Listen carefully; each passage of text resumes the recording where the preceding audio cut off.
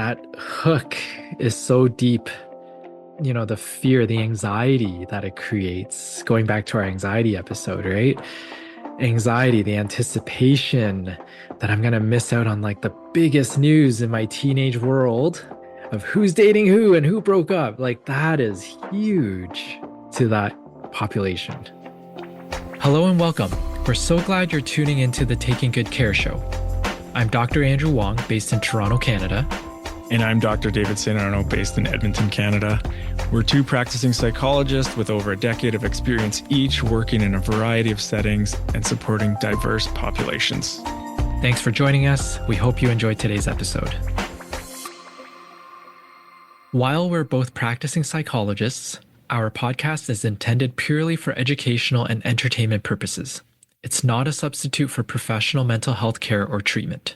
If you're in need of support, we strongly encourage you to reach out to a licensed mental health professional in your area. Good afternoon, Dave. Yeah, welcome back, Andrew. Second episode, social media.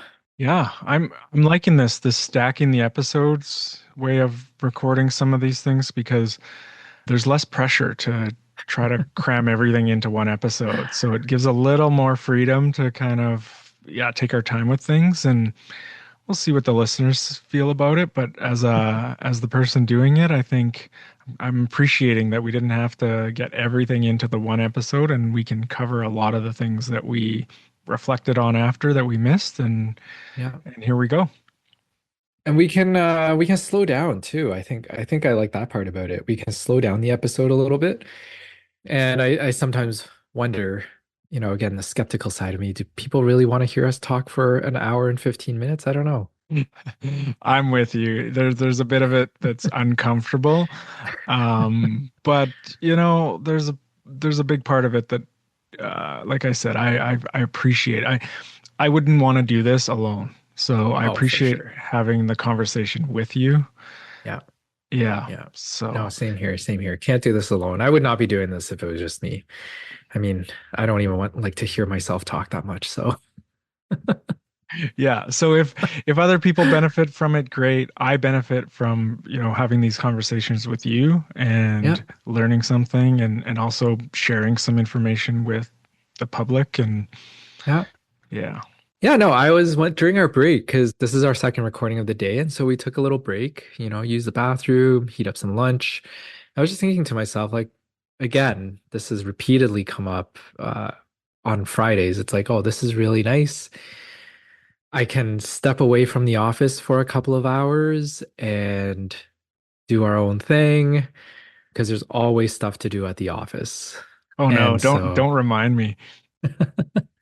So it's always nice to just chat and do something different on a Friday morning, I guess. Now it's afternoon, but on a Friday. Yeah, something fun. So actually, I was reflecting too in our break, and my comment about your sleep and your comment about, not looking at the watch or wanting to see it.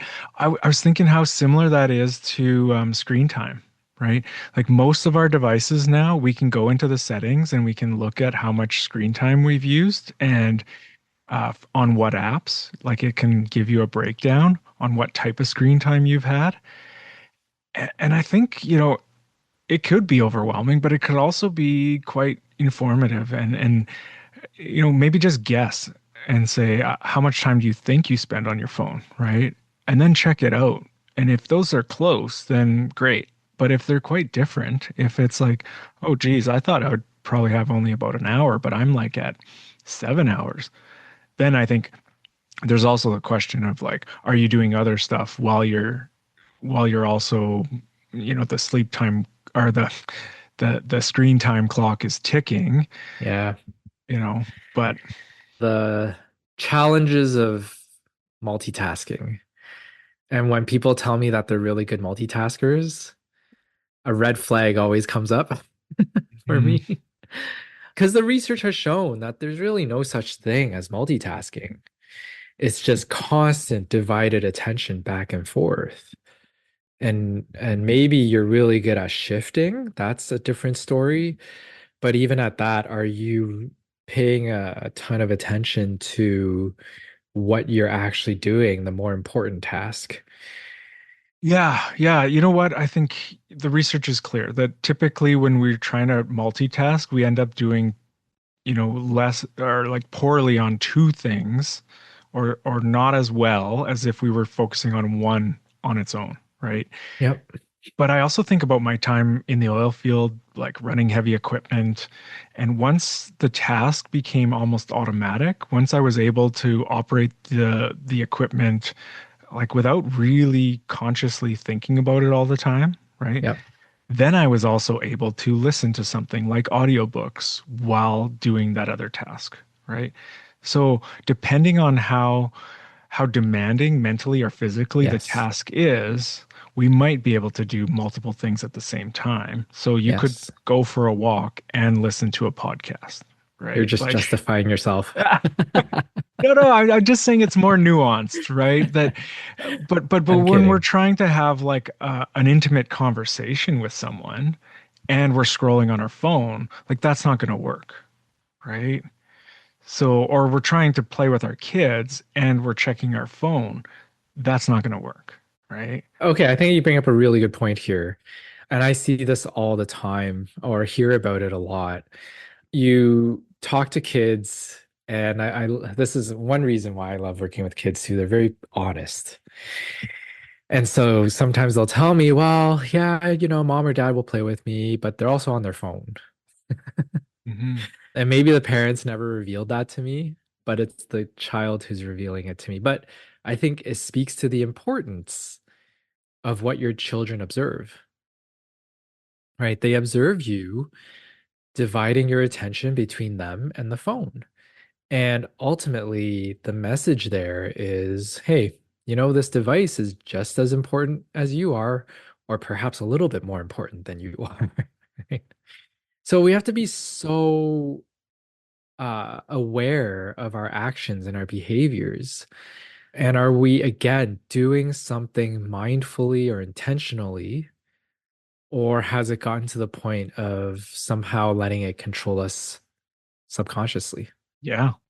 Yeah, I think we're always modeling, right? Especially when we have kids, they're looking to see what we're doing and they can learn by our modeling. Like we don't have to teach them like with a lecture or with information. It's like they are taking in information just by watching and learning. So being conscious of that, that also makes me think like if you are going to be going on your phone and you are with your kids, but say you're on call for work, right?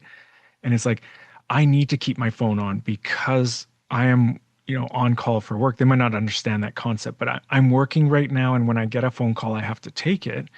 Okay. Now that the child goes, okay, I understand this, right? We're explaining what we're doing. It's not just happening and then they're coming to their own conclusions about it. So, Well, it's really interesting that you bring up that point because sometimes, let's say, I will have to take a call from a staff member, that we have scheduled a phone call and I'm at home. And the way, again, we carry ourselves, the way we present ourselves is really important. So, for example, if I do have to take that call, my tone of voice may change. The language that I use might have a bit of a higher vocabulary. And so my kids will pick up on that and they know that this is the time you don't bother dad, mhm. right? Or I give them a quick signal like a stop, hand, a stop signal, and they know, okay, I need to leave this room. Mhm. So the nonverbals are so important. But if you're playing with your child and you're playing with them for 15 minutes, but again, most of the time you are looking at that screen, what is the message there? Yeah, I think we need to be more explicit about what we're doing, right? And so if you're getting notifications from all your Instagram followers and every time you get a ding, you're looking at your phone, Yep. that's different than taking a call from a staff member at work, right? And so helping the children understand or the people around us understand, right?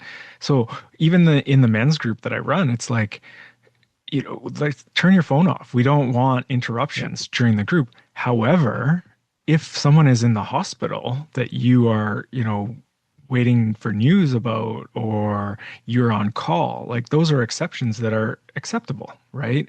But let us know. Again, going back to communication, right? Communicate the intention. Yeah. What's the term? I think it's phubbing, where we kind of snub someone by just pulling out our phone and going on our phone. So rather than saying like I don't want to talk to you, or I don't enjoy this, or you just like pull out your Yeah, phone. And have you heard of that term before? I have not. I Yeah. have not. You're more with it than I am. I'm I'm losing my coolness with the kids, man. Oh no, I'm still way behind, but there's times where I hear things and I'm like, "Oh yeah, that makes sense," right? Like I can see how that's actually a thing now and there's a word for it. So again, I think we the one theme that we keep going back to, I think, is intentionality between the last episode and this episode. It's just being aware and mindful of what we do and why we're doing it and how we're doing it. If the family sets a rule that, there's no phones at the dinner table, there's a reason for that, Yeah. right? Yeah, I agree. And I actually like really I think probably one of our reasons for doing this is to actually create some awareness, some mindfulness around this that Hmm. okay, now we can reflect. What Hmm. is our behavior like? Hmm. What are our automatic patterns? Because that is the way this kind of works itself into because we have our phone on us all the time. Yeah. We might even like be conditioned when we hear a certain vibration or a certain kind of notification, right? These are subconscious things because they've been done over and over again. And so, one of the ways to actually kind of check that out, aside from looking at your screen time use, is having no phone at a certain time, right? Yeah. And just notice, right? What happens if you put your phone away for a full day? What is that like for you? Yeah. What comes up? Yeah. Oh man, when I do that, it's like calm. I Yeah. actually really enjoy it. Oh man, I feel like we're so different today because for me it's anxiety. I'm like, oh no, what if I like need someone needs to get a hold of me and because there have been the odd time where I forgot my phone at home and I'm at work all day and there's no time for me to like drive back home. So it's kind of like I hope the world doesn't fall apart while I don't have my phone for 8 hours. So I think contextually is very different. So yes, if I am working that day and I don't have my phone, Okay.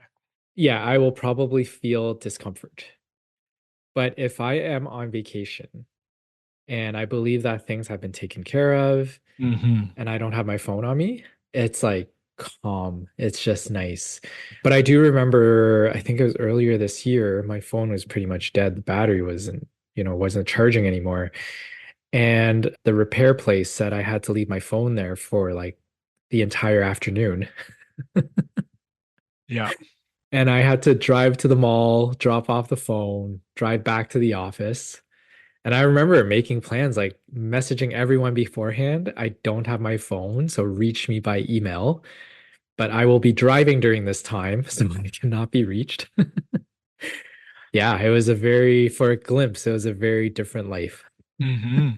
Yeah, I think anyone who's misplaced their phone or their phone broke, and between getting a new phone or finding their phone, we are, I mean, again, it's interconnected. It's not just one thing. It could be used for work, it could be used for family, for all kinds of things. So, checking email, like You know there's what, though? what? Going back to your question about rewiring the brain, I Mhm. think as we're talking about this right now, the evidence points to the fact that it has rewired our brain, Oh, right? The fact that we can become so anxious and uncomfortable when we don't have this device on us, that's already very telling that it has rewired us. well, I don't know if it's rewired the brain or it's tapped into a wiring circuit that's already there, right? Like before my phone, it was my wallet. If I didn't have my wallet on me,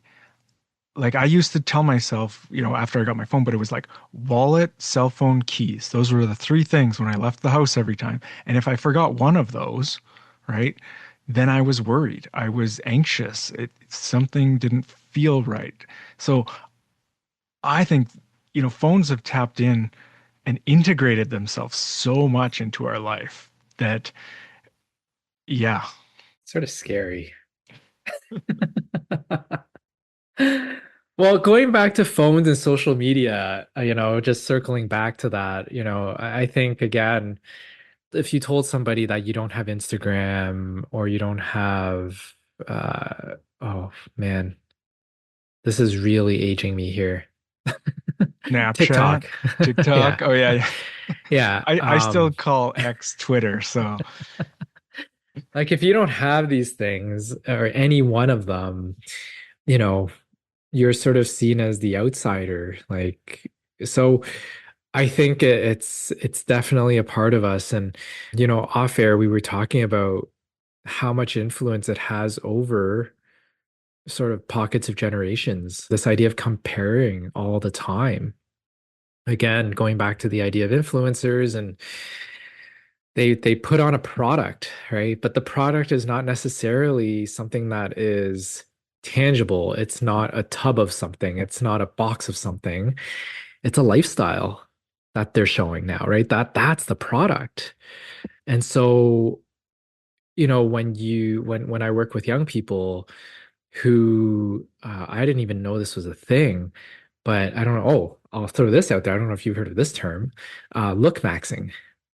no. Yeah. So it's like making sure that you are looking your best as possible through all sorts of different means, whether it's through makeup, surgery, whatever it is, different creams or whatever, like, it's presenting yourself in the best, best, best possible way. Does it include using filters and like AI enhancements? I'm sure it could. I haven't done a deep dive on look maxing. This is something that I'm just told by the younger generation who I work with. But it's this idea that it's almost like a competition, right? How can you do your makeup differently? How can you use different lighting, different angles to present yourself in the best, best possible way? And, you apparently they can tell others when others are sort of doing the same sort of thing. But it's like, again, you're sort of selling you. The product is you. The product is the lifestyle. Again, we can take this back to like marketing. Like, what is the economics behind this? Right. And so, marketing is using advertising to sell more of your product. And, like, in a way, rather than just having a billboard or a commercial, right, that is very transparent in terms of this product is being marketed right now or Yep. being advertised, it's weaving it in. And so, you like product placements in movies and TV shows that, or even just like when they're interviewing sports, athletes, star athletes, and they have a bottle of whatever Gatorade or Coke or water, and it's a product placement. Like that Yep. is paid advertisement, right? And Yeah. so going even further is the influencers that are wearing certain things, going to certain restaurants, or like whatever they do will be shown to their audience, Yeah. right? Well, the interesting thing too is that the person more than ever before, I think, is now the brand. And you see that with celebrities now. You see that with athletes. They have their own logo on their own baseball cap. I think basketball players do this really well. They dress in ways that are uniquely them, and they are the brand. And social influencers, I think, is the same thing. You are now the brand. Now, if you can partner up with somebody, even better, right? Because you might get some payment or paid advertising. But no matter what, though, you have to be the one front and center because you are now the brand and the product. And if nobody's looking at your page, then you have failed as a brand and a product. Yeah, this is you're saying brand and Going down product. into a Yeah, hole. yeah, I'm gonna go there because I'm like, what's the difference between your brand, quote unquote, and your identity? Like, Exactly. yes. So again, we're tapping into these human conditions, right? And social media can either like highlight some of them or like I think like put them on steroids, right? Like Mhm. we're we're conscious of how we present to other people, but all of a sudden the audience gets big, right? When we put it on the internet. And Yep. so what does that actually do for us? And how does that affect our behavior and our thinking and our health and our well-being, right? Well, that's why I go back to this idea of the authentic self and what, Dr. Bill Welton was saying. As much as we want to maybe portray what makes us unique and being us and being ourselves, how much of that is authentic and genuine, Hmm. right? I'm always skeptical because I have been going to the gym, and so I guess some reels and stories of people who also go to the gym and exercises and stuff. And you have those sort of get ready with me reels. They start their day at like, I don't know, 3:30 in the morning, 4 a.m. And it's like, this is what I do before I go to work. And it's like, really? Like every day. Yeah. Is that actually real? Is that genuine? Or is this just for putting something out there, getting the likes? I don't know. I don't know what's their brand and product versus what's actually real. And this happens all the time. We could be talking with a friend and be like, why are they telling me this story? Is this like going back to that network marketing? Like, network marketing is another way that kind of allows a company to profit off of friendships and social connections and trust that is between, you know, so you then are telling your friend about this thing that you get a little bit of kickback for selling, Yeah. and all of a sudden your own social media feed is filled with you promoting these products, Yeah. right? And Yeah. so it's like this happens all the time. And I think social media, again, puts a spotlight on it. And then we can go, is this good? Like, is this good for human beings? Is this good for us? Or to what extent is it good? And then when does it become harmful or unhealthy? Well, I think this is where that comparison becomes unhealthy, right? I've worked with enough individuals who, this is how I learned about the term look maxing is like trying to be somebody else, almost seeing this idea of how we look as a competition, right? And could that lead to body dysmorphia? Could that lead to a very unhealthy self-esteem slash potential depression? And, I think this is where the harm comes in when we use this as fuel to constantly compare and to see who has more likes and more comments. And, is that actually healthy and being authentic? I don't think so. Well, I think, yeah, we both agree. Like, if we bring the psychology into it and like attachment theory, and what we're all seeking to some degree to have like good connections with people. Yeah. And so, if all of our connections are based off of our looks or based off of our talents or our abilities, that can meet some of that need. But at the core of our intimate relationships, we want to know that people genuinely, the people care for us, they love us for who we are, like Yeah. with all of our flaws, right? Yeah. With the parts of us that are not flashy and that we don't want to have on social media, right? So it So can feel quite shallow to have. let me ask you this then. I think this idea of, and I'm just drawing on some things that I've read recently, this idea of like the quiet millionaire, right? They don't need the flashy car, they don't need the gigantic house, they don't need all the fancy brand names, sorry, but they're quietly confident because they know financially they're well off, they're doing well, right? Is that healthier than someone who again likes loves to be on social media and flashing everything they have?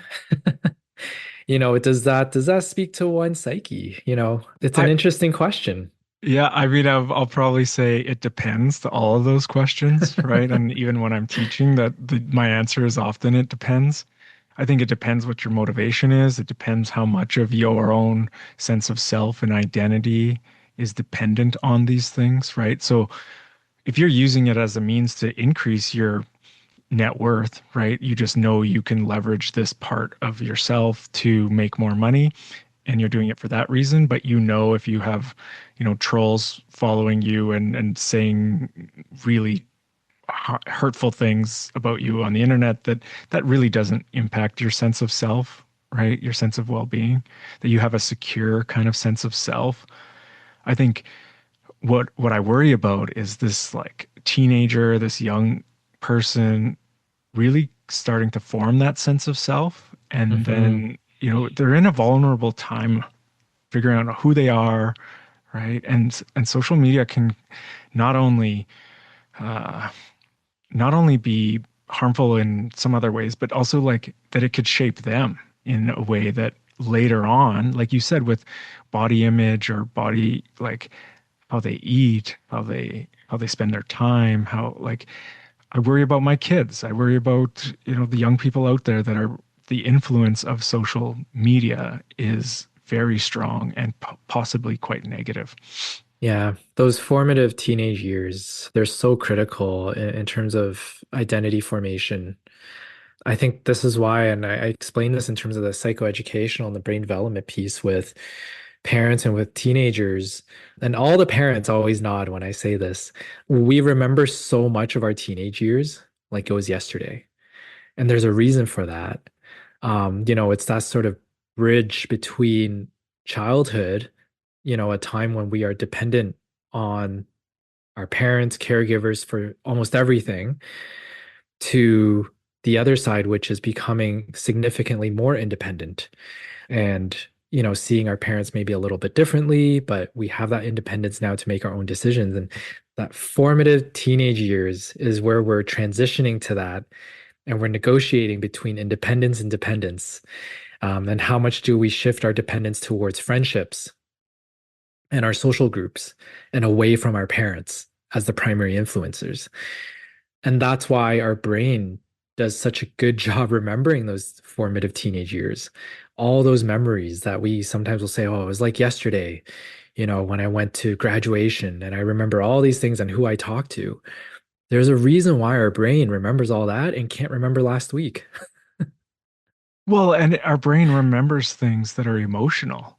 And if you Yep. think about those teenage years, your first relationship, your Yep. first, all these firsts, and again, some of those can be really risky and kind of scary things, right? Like, and so I think we have more independence, but we're taking bigger risks possibly. We're exposed to things that, parents wouldn't expose their young kids to, right? But we were rebelling and we're finding our own entertainment.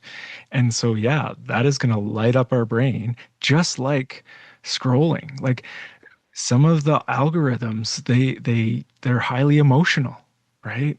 And they tap into this, and so you'll remember it, and then it's like, I mean, it's oversimplified, but I think about like the dopamine hit, right? And Yep. it's our brain seeks out some level of excitement and stimulation, and this can really like tap into that. But Yep. when you think about, how do you feel after you've scrolled for an hour, right? Yeah. So I think actually I do want to make sure we touch on some of the like things that we can do to manage this, to probably potentially make this less harmful, healthier. So one thing, from our uh, New Year's resolutions, one of mine was 15-minute timer on my Facebook, right? Hmm. And I see a lot of my reels and algorithms and stuff through Facebook still. I'm still old, like yeah, that about me.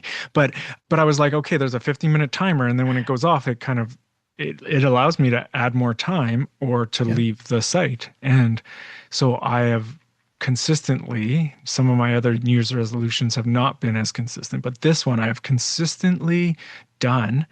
And at the end, I feel good about it, right? Like Yeah. I think the times where I spend more time on that app, I actually don't feel better. It's not it yeah, so it's been a cool experiment. And the other thing is that I've noticed so much of my feed on Facebook used to be friends and family stuff, and now is like these reels Oh and these man, it's like like ads everywhere. yeah, tons of ads, tons of things that actually I'm interested in because I obviously slowed down on that part of it and then I get more of it. But it is not what it originally started out to be as a way of like connecting with friends and family, right? Yeah. There's a Yeah. bit of that sprinkled in. So limiting it to 15 minutes, it's like, yeah, I only need this much sugar or this much junk food. Like that's it. After that, I don't feel very good about it. Yeah. Yeah. I think another piece, and again, this is going to be a bit harder for, the younger audience sometimes, is having a critical eye for what you're seeing, Mhm. right? And just seeing if, that thing that you're watching is relevant to you. Is it believable, right? And again, maybe it's just in my nature, but it's just being a little bit more skeptical towards what we're seeing and really being more critical of, can that actually be true? Probably not.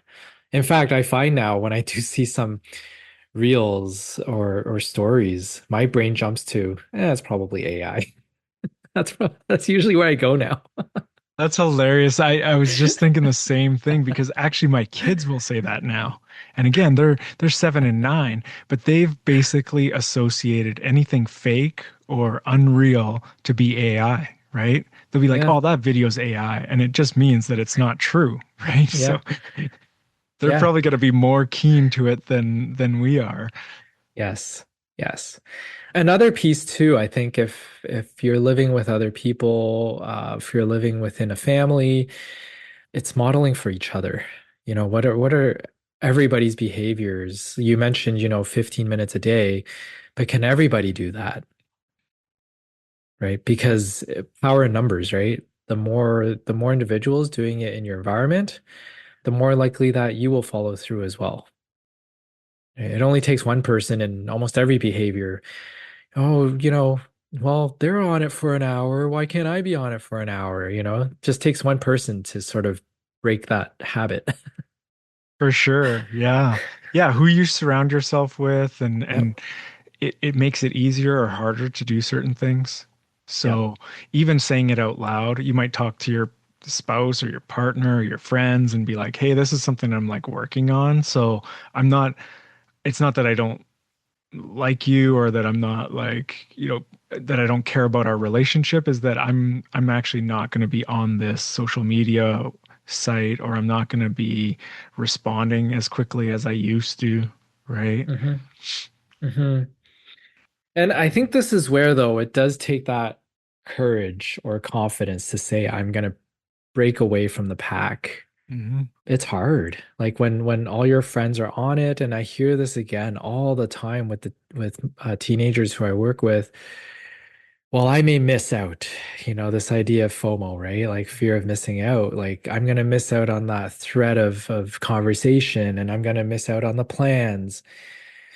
It takes a lot of strength and courage to miss out and be okay with it.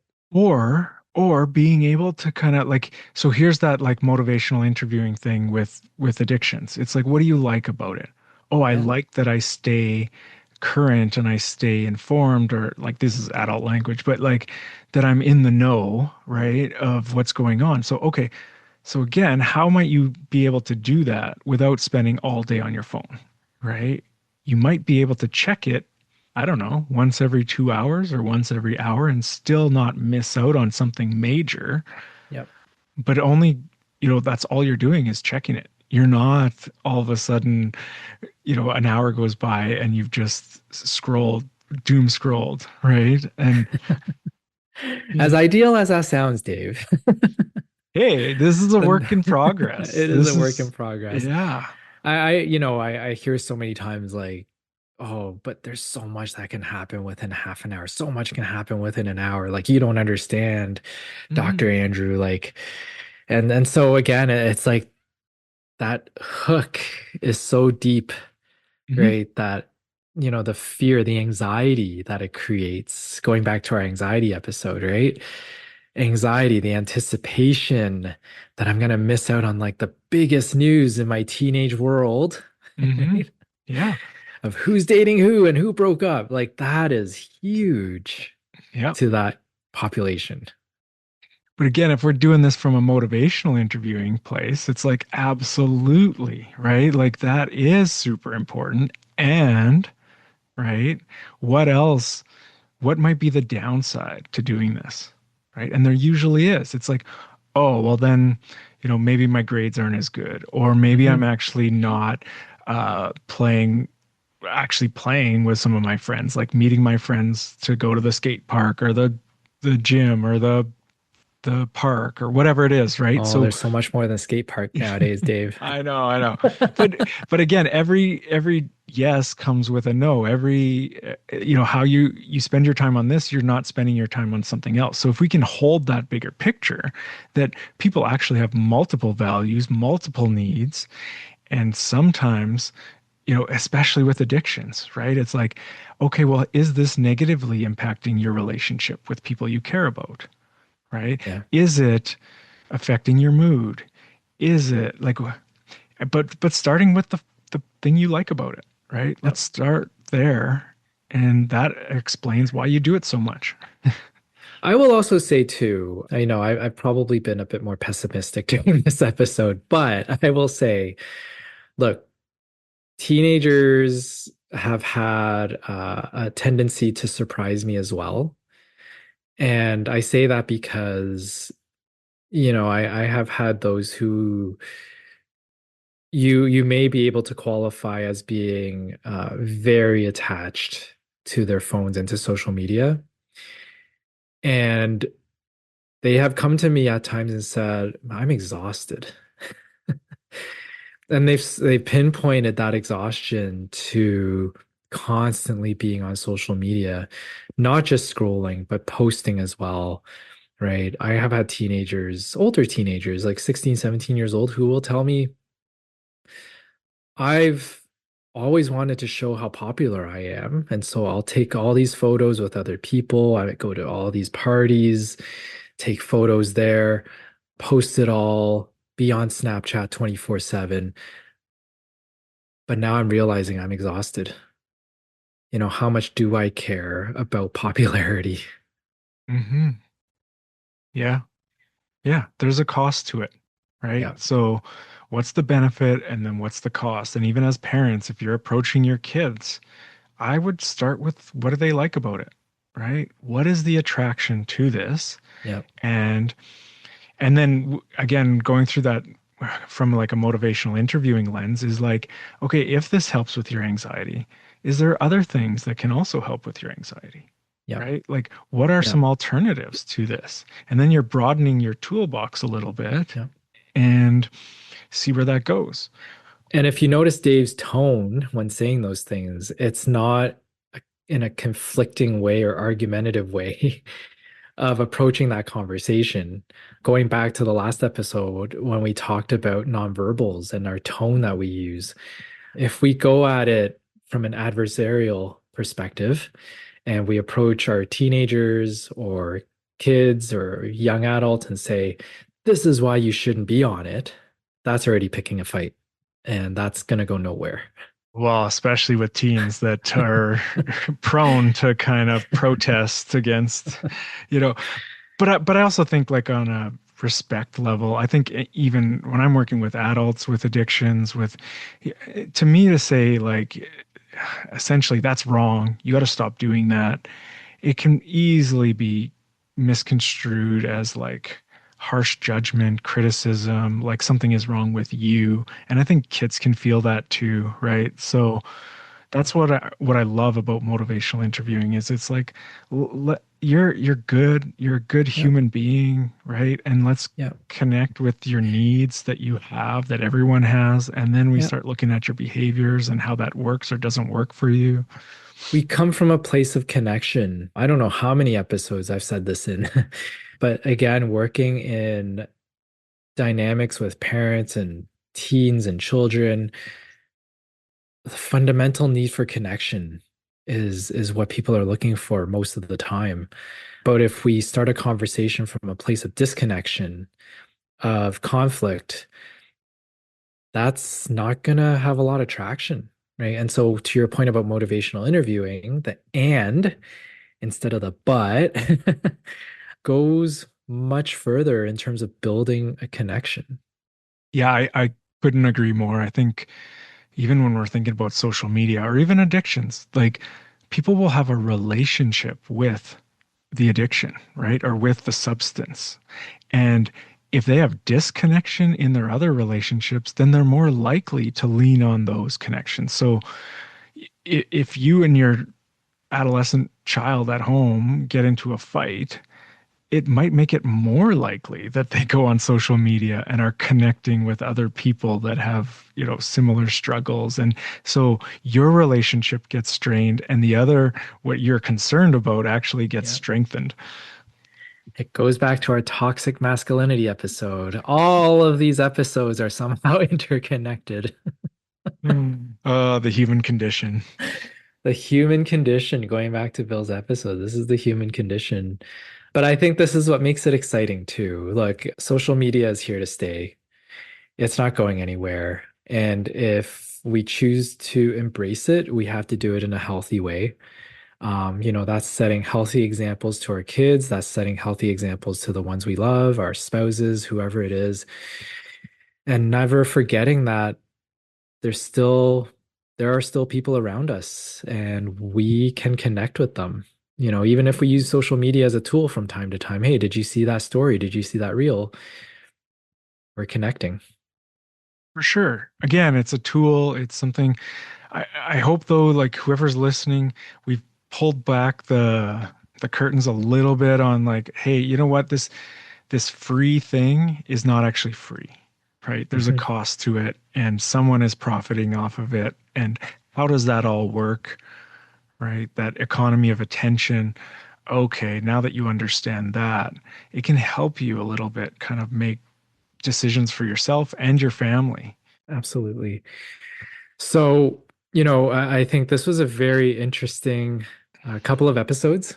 And, in terms of the highlight for me, I think just what we were talking about right now is there are healthy ways of using it. There are unhealthy ways. Remembering that those teenage years are very important. They form our identity. And so, connect with your kids, know what they're watching, know what they're looking at. And it's better than just saying, no, you can't use it because they will find a way. Oh, geez. I'm listening to you and I'm like, the Just Say No to Drugs campaign, and like, there's so much overlap, right? Even with the ban on social media in certain countries and this being debated, like, at what age is it okay for someone to start to engage in social media, right? And so I think we're aware that there are harmful effects, that it isn't all good, but we're still trying to figure out like how much is harmful, what type is harmful, like Yeah. at what age, like we're learning this as we're going. So I think naturally being a little more cautious would Yeah. be a good, suggestion. And then yeah, I mean, I think stay informed and continue. Like we'll probably have another episode on this maybe in a year or two, right? With new research and new information because these things are going to change. Or a new social media platform that's bigger and better. Yeah, once we're influencers and then we'll be talking about influencing. Yeah, no. All But right. yeah, I think yeah, let's end here to be continued at some other point down the road. Hopefully we Absolutely. started some discussions, some thoughts, some questions for yourself and your family and the people around you, your friends and your community. Again, the purpose of this is to hopefully take better care of yourself and take better care of the people around you in this ever-changing world. So Lots of wisdom. if you liked it, hit subscribe or like or do whatever that lets I think the platforms know that we've been talking, the platforms that we've been talking about, some of them, let them know that you've listened or that you liked it or that it's interesting to you, and it does help it grow. And it is on some level free for a lot of people to listen to. So here we go. We're going to be like really hypocritical, but hopefully you understand our motivations and our intent behind this. And if you support that, then spread the word. And if you don't, then that's okay. Yep, no worries. Take good care, everyone. Take care, Andrew.